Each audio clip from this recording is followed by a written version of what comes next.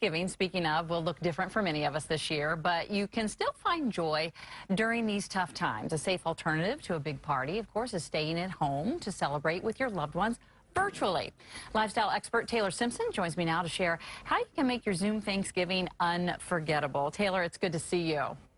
Good to see you, and you are so right. Just because we can't be together in person doesn't mean we can create those deep, meaningful Thanksgiving traditions and memories virtually. Okay, so here's my question, though, because we all do Zooms all the time, and we do Zooms for work meetings, and we do Zooms for happy hours. How do we make this Zoom stand out from the rest?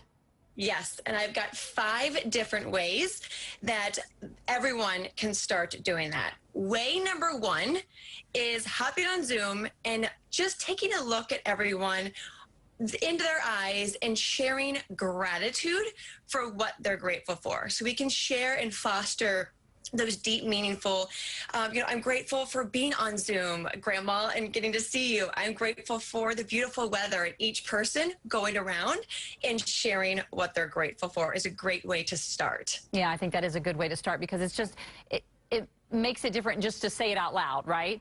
You also say, ask questions that make you connect and feel deeply aligned. What, like, specifically, what do you mean by that? Oh my gosh, everyone loves to talk about themselves, right? And so when we take the moment to have questions ready, like a good question would be, cousin, what are you most excited about in life today? Sister, what hobby are you taking up today? So come prepared with a few fun questions like that and go around the circle and ask each other deep, meaningful questions that are interesting in their life. And so they can share with you, give you an update. Maybe they haven't seen you since last Thanksgiving, an update on what's going on in their life. Yeah, it's those questions that say, I care about you right now and what you're doing right now. You also say create meaningful memories and moments virtually. So what do you mean by that?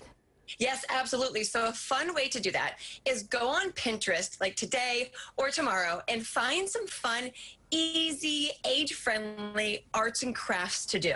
And then let your family know, go get the supplies, go, prime them or whatever, and then do the arts and crafts on the Zoom together. And what a fun memory. Like, who does arts and crafts together on Zoom? Right, yeah, that is fun. I haven't been that, I haven't taken that initiative yet, but I did text my sister and was like, hey, I think we should, at the very least, have dessert together, like all at the same time, and talk about how full we were or are from lunch.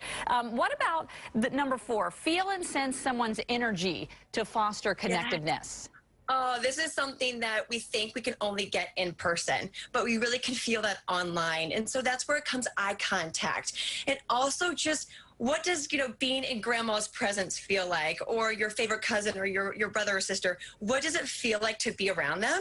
And just embody that warmth, that hug, but then making that eye contact on the Zoom and look in their eyes and then thinking, okay, even though I see you, I still feel you right here. So embodying that feeling. Well, I think 6 feet away from everybody now, we're having to feel people from afar anyway, right? So we're already good at it. We're already good at it. We should be. And express love through video chat. That's number 5.